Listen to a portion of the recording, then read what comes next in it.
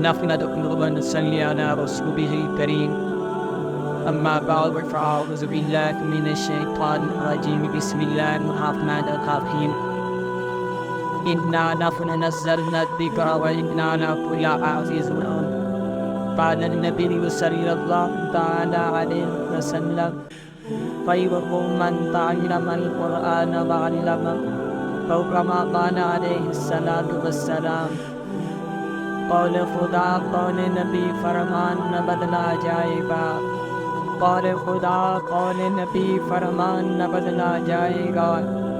ہم لاکھ بدل جائیں گے مگر اللہ کا قرآن نہ بدلا جائے گا.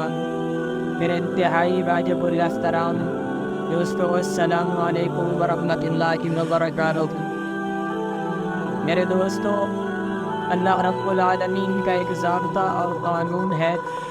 اللہ رب العالمین نے 1500 سال پہلے یہ اعلان فرمایا، اِنَّا نَحْنُ نَزَّلْنَا الذِّكْرَ وَإِنَّا لَهُ لَحَافِظُونَ، کہ اس مقدس قرآن مقدس کو، اس قرآن مجید کو ہم نے ہی اتارا ہے، ہم ہی اس کی حفاظت کریں گے.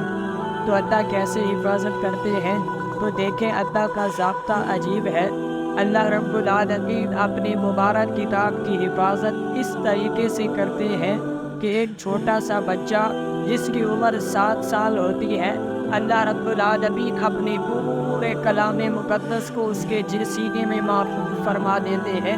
اللہ کی حفاظت کا عجیب طریقہ، پہلے والی کتابیں جو آسمان سے اتری، تورات اتری، زبور اتری، انجیل اتری، اسی طرح آخر میں قرآن مقدس اترا، تو باقی اس کتابوں کی حفاظت کی ذمہ داری اللہ نے نہیں اٹھائی. وہ کتابیں آج محفوظ نہیں ہیں، اس میں لوگوں نے تبدیلیاں کر دی، اس میں لوگوں نے افراط و تفریط کر دیا.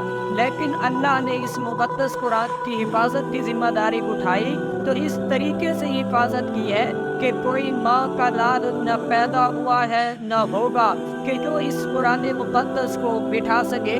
کتنے لوگوں نے یہ کوشش کی کہ قرآن مقدس کو مٹایا جائے، لیکن اس طرح کی کسی کو ہمت نہ ہوئی کہ قرآن کو مٹا سکے.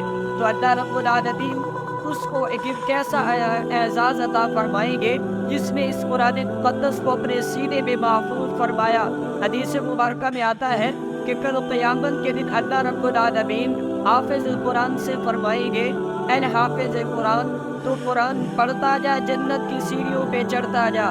تو حافظ قرآن الحمد سے شروع کرے گا، قرآن پڑھتا جائے گا، پڑھتا جائے گا، آخر کار جنت کے درجات پہ چڑھتا جائے گا. اور اللہ فرمائیں گے جہاں والناس کی آخری سین ہوگی وہاں تیرا آخری مقام ہوگا. یہ اللہ حافظ قرآن کو انعام دیں گے.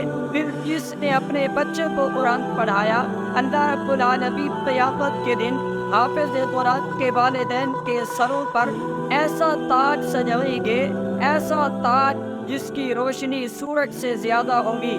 اللہ رب العالمین جب وہ یہ تاج عطا فرمائیں گے تو حافظ قرآن کے والدین جو ہوں گے، جب جنت کے درجات پہ جا رہے ہوں گے، لوگ پوچھیں گے اے الہ العالمین، یہ کوئی بادشاہ ہے، یہ کوئی فرشتے ہیں، یہ کوئی وزیر اعظم ہے، وزیر اعلیٰ ہے، کون ہے یہ اتنا جس کو پروٹوکول دیا جا رہا؟ اللہ رب العالمین آواز دیں گے کہ اے لوگوں، یہ وہ غریب بندہ ہے جس نے دنیا میں اپنے بیٹے کو حافظ قرآن بنایا تھا. آج اللہ رب العالمین نے اسے اس کا بدلہ عطا فرمایا ہے. تو اللہ رب العالمین ہمیں بھی صحیح معنوں میں قرآن و سنت پر عمل کرنے کی توفیق عطا فرمائے. وآخر دعوانا ان الحمد للہ رب العالمین. السلام علیکم ورحمۃ اللہ وبرکاتہ.